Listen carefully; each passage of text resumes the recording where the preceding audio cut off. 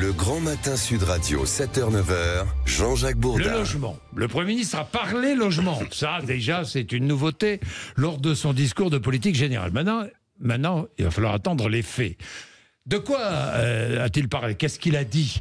Sylvain Lévy-Valency, bonjour. Bonjour Jean-Jacques. Vous êtes directeur de Radio Imo, présentateur de Parlons Imo sur Sud Radio chaque samedi à 9h15. Dites-moi, il a parlé d'abord du prêt à taux zéro. Alors, il a dit que ça serait étendu à toute la France à nouveau. Absolument, voilà. Et en fait, il arrête... on va taquiner un petit peu, mais on va lui faire confiance, puisque effectivement, on rétablit le PTZ avant 2024. Voilà. En fait, on élargit le PTZ à tout le territoire, comme si c'était une annonce nouvelle, mais non, c'est pas une annonce nouvelle. C'était déjà le cas, avec une petite variation quand même pour les foyers les plus modestes, une augmentation du plafond. Alors, qu'est-ce que c'est que le prêt à taux zéro ? C'est un prêt qui est accordé par les banques dont les intérêts sont financés par l'État. Voilà, tout simplement, avec des conditions de ressources et en fonction du nombre de personnes qu'il y a sur le logement. Est-ce qu'il y aura toujours des conditions de ressources? Il y aura toujours des conditions. Alors, c'est des conditions de ressources, on ne peut pas faire autrement. C'est très nomenclaturé. Effectivement, c'est un bon signal, si vous voulez, de l'étendre à tout le territoire. Parce que la loi de finances pour 2024 l'avait restreint aux zones tendues, vous imaginez ? Oui, c'est idiot. C'est idiot. Non mais voilà, je n'osais pas le dire. Non mais c'est idiot, je le dis. Mais oui, c'était idiot. Mais oui, c'était non seulement idiot, mais ça a mis à genoux.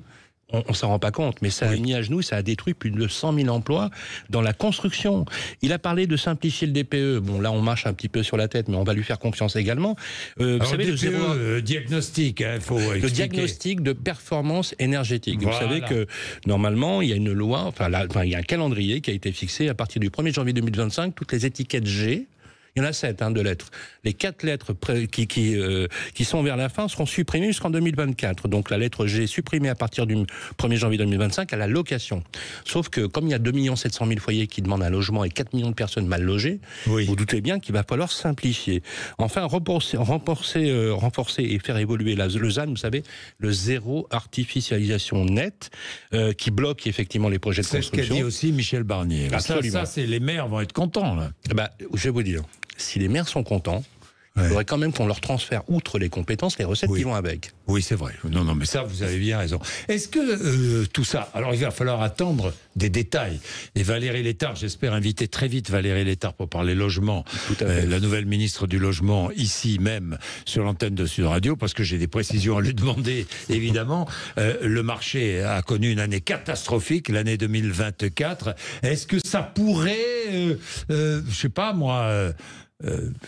on va booster un peu le marché de l'immobilier. On va faire un peu une note positive, mon cher Jean-Jacques.